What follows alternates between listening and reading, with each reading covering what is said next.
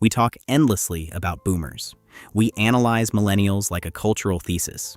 We treat Gen Z like a fascinating new species that needs constant documentation. And then there's you, born between 1965 and 1980. You are Generation X, the generation everyone references, but nobody examines. You don't get the think pieces. You don't get the sociologists explaining your trauma on morning television. You just keep functioning. And here's what nobody's saying. Your psychology isn't simple. It isn't stoic by accident. It was built, deliberately, under specific conditions. And once you understand the architecture, a lot of things about yourself are going to make a different kind of sense. You probably recognize some version of this. You double-check the stove before you leave, even when you know you turned it off. You keep an emergency fund you don't fully tell anyone about. You memorize directions instead of trusting GPS, not because you distrust technology, but because you don't trust the signal will always be there. You fix things before asking for help. You read the room before speaking in meetings. You feel uncomfortable when someone shares too much too soon. You don't post your struggles online. You assume layoffs are always somewhere on the horizon. You're the calmest person in the room during an actual emergency. And the moment it's over, you don't want to talk about it. That's not a personality quirk. That's a nervous system that learned the rules of a very specific world and never got the memo that the world changed. It started with the key. By 1984, approximately 7 million American children between ages 5 and 13 were regularly unsupervised after school, according to research in the American Journal of Orthopsychiatry. 7 million kids letting themselves in, making their own snacks, doing their homework alone, waiting. No one checking in, no way to check in even if they wanted to. Developmental psychologists call this environment low attachment scaffolding. The adults were present just enough that no one called it neglect, but absent enough that the child's nervous system learned,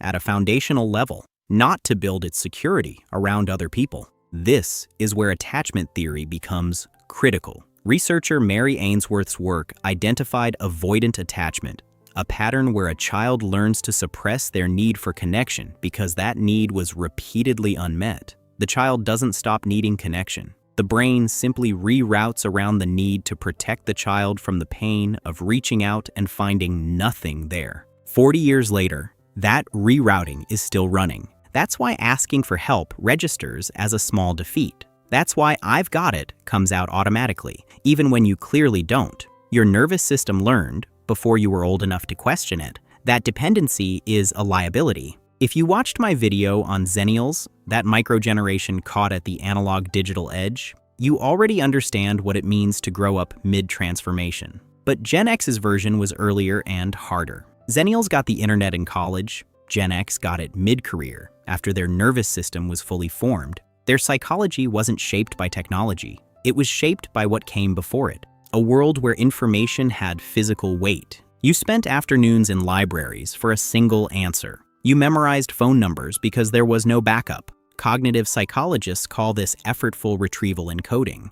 Information requiring effort to obtain becomes more deeply integrated into memory than information that arrives instantly. You didn't just learn things, you earned them. That built something almost cellular, quiet confidence in your own ability to figure things out, and a deep skepticism toward easy answers. But here's where it gets complicated. The empty house was only the beginning. Gen X grew up inside a sequence of institutional betrayal that kept compounding. Watergate taught you that leaders lie. The AIDS crisis taught you that institutions protect their image before protecting people. You watched your parents give everything to companies that handed out layoff notices the moment quarterly numbers shifted.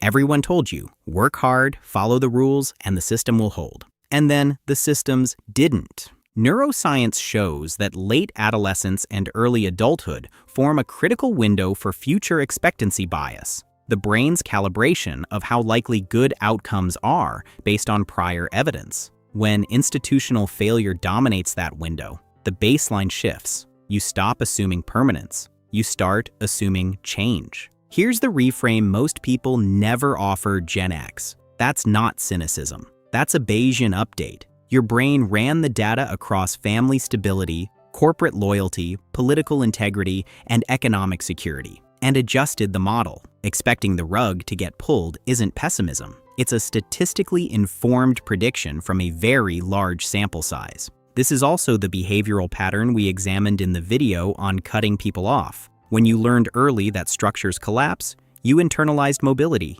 You can detach. You can rebuild. You don't need the structure standing in order to keep moving. That's a skill. It also has a cost. And that leads to the central paradox of Gen X psychology, the one almost no profile of this generation names directly. You are the most self-reliant generation alive, and the most quietly, invisibly depleted. That unbothered, I've handled worse exterior isn't the absence of struggle. It's a coping architecture so deeply built, it runs automatically, even when the person inside is running on empty. Research in the Journal of Adult Development found that Gen Xers report the lowest rates of help-seeking during high-stress periods across all living generations. Not because their stress is lower, because asking for support triggers what researchers call an internalized locus of control conflict, a shame response that registers help-seeking as personal failure rather than practical strategy.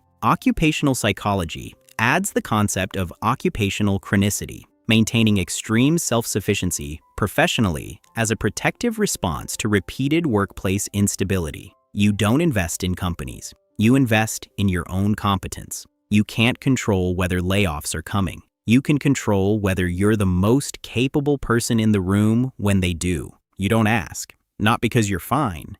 Because the part of your brain that learned the rules at 8 still believes that needing people is exposure. Here's what got lost, and it's worth sitting with. Developmental psychologists describe mirrored regulation, the process by which a child learns to manage emotional states by having them reflected by a caregiver. When that mirroring is inconsistent, the child becomes their own regulator. They learn to contain, to compress, to keep the internal experience separate from the external presentation. That builds extraordinary capacity. It also builds a specific loneliness, not of being alone, but of being the person who holds everything together while wondering if anyone would notice if you stopped. Gen X was the last generation to have the developmental safety of erasure. When you were 12 and said something humiliating, maybe 10 people knew.